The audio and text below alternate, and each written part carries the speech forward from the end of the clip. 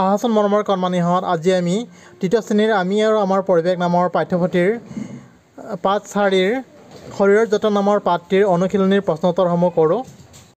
1 number উত্তৰ লিখা। ক নম্বৰ ভিতৰত খেলা খেল দুবিধৰ নাম লিখা। উত্তৰ ভিতৰত খেলা খেল দুবিধৰ নাম হ'ল কেৰম আৰু টেবুল টেনিছ। খ নম্বৰ খেলপথাৰত খেলা দুবিধ খেলৰ নাম লিখা। উত্তৰ খেলপথাৰত খেলা দুবিধ খেলৰ নাম হ'ল ফুটবল আৰু ক্ৰিকেট।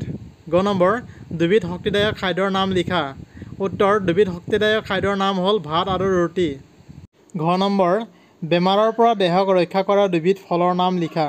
উত্তৰ বেমাৰৰ পৰা দেহক ৰক্ষা কৰা দুবিধ ফলৰ নাম হ'ল শিলিখা আৰু আমলখি।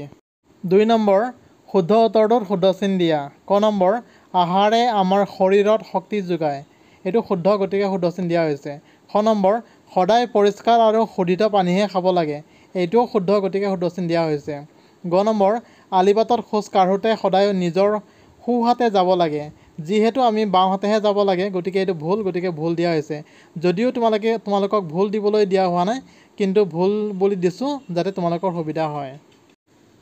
ঘ নম্বৰ আলুৰ চিপছ, শীতল পানীয়, আইচক্ৰীম আদি শৰীৰৰ বাবে উপকাৰী। যিহেতু এইবোৰ বস্তু অপকাৰীহে, গতিকে এই উত্তৰটো ভুল আৰু ভুল বুলি দিয়া হৈছে তোমালোকৰ সুবিধাৰ বাবে। 3 নম্বৰ খালী ঠাই পূৰ কৰা। ক নম্বৰ আহাৰ নাখালে আমি কাম কৰিবলৈ দেজ নাপাওঁ। এই খালী ঠাইত কি হ'ব? উত্তৰ আহাৰ নাখালে আমি কাম কৰিবলৈ শক্তি নাপাওঁ। খ নম্বৰ ডেছ শৌচাগাৰ ব্যৱহাৰ কৰিব লাগে। উত্তৰ পৰিষ্কাৰ শৌচাগাৰ ব্যৱহাৰ কৰিব লাগে। খালী ঠাইত পৰিষ্কাৰ হ'ব। গ নম্বৰ নিয়মীয়াকৈ খেলা-ধূলা আৰু ডেছ কৰিলে আমাৰ শৰীৰ সবল হয়। উত্তৰ নিয়মীয়াকৈ খেলা-ধূলা আৰু ব্যায়াম কৰিলে আমাৰ শৰীৰ সবল হয়। খালী ঠাইত ব্যায়াম হ'ব।